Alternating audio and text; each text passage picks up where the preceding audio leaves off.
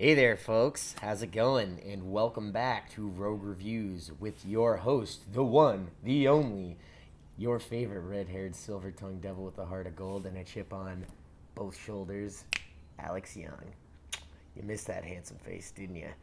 But anyway, today I'm here to give you my review of the incredible film American Sniper.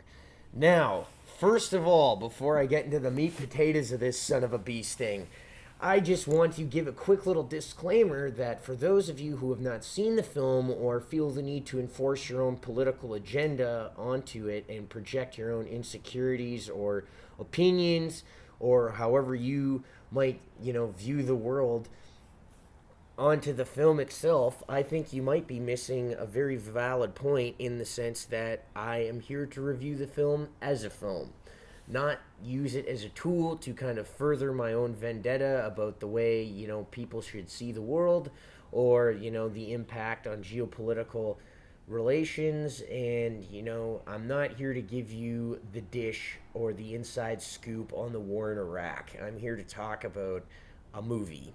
So try to keep that in mind. Take it with a grain of salt or leave it at the door. I'm just going to throw it on out there in the words of Ron Burgundy, and if you don't like it, you can throw it right back. It's up to you, babe. So anyway, here it is.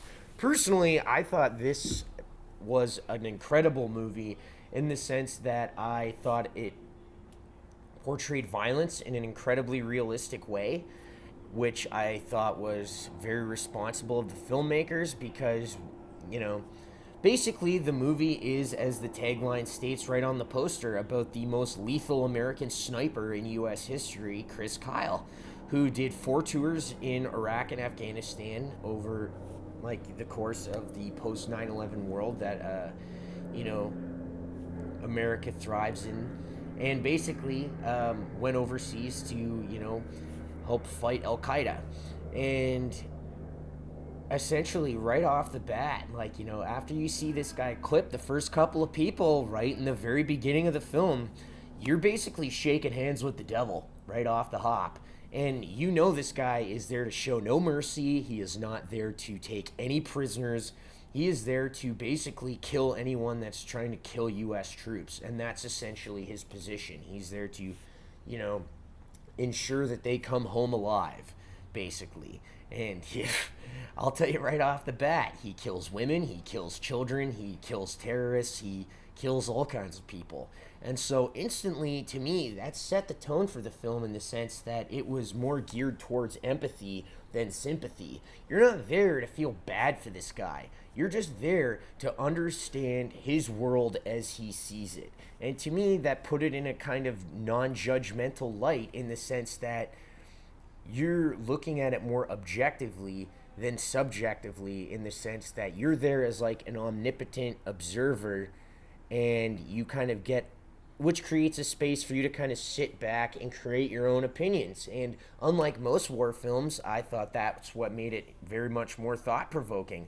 And to tell you the truth, I thought Bradley Cooper gave the performance of his career. It was almost impossible for me to believe that this was the same guy who was in It's All About Steve and the Hangover movies. And can totally understand why this guy was nominated for an Oscar. It was like watching Matthew McConaughey in Dallas Buyers Club. This guy just totally reinvented himself on screen and fearlessly takes on the role of Chris, right down to his Texas accent.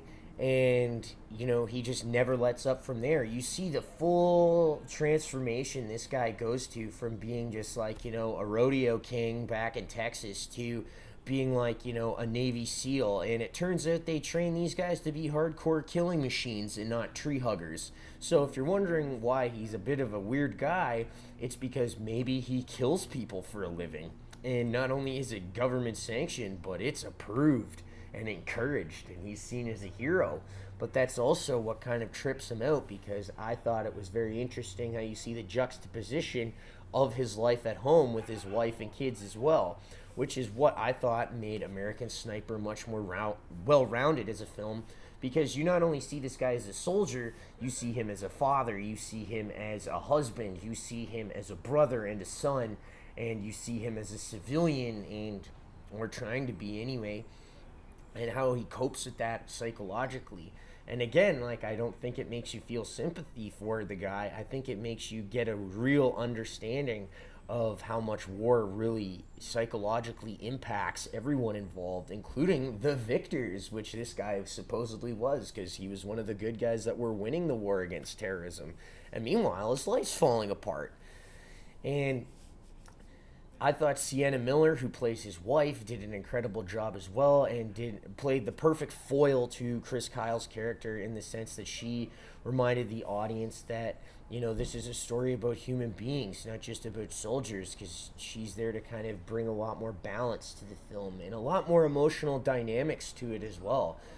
And, you know, she's the one that brings out a lot of the best sides of him, as well as a lot of, you know, moments of who he is where people might forget that it's like, oh yeah, this guy's a person with a life, and, you know, he's not just this trigger man. But it shows, it dove deep into the depths of not only the dark side, but as well as the light, aka his wife, and the love he has for her. But all in all, just stepping back for it from a moment, I thought the cinematography was really good. Jiggly jangly weird jump shot stuff that you are typically accustomed to seeing in most Hollywood films. No, it was these big, bold, wide landscape shots where you can literally see like individual bullets whizzing by.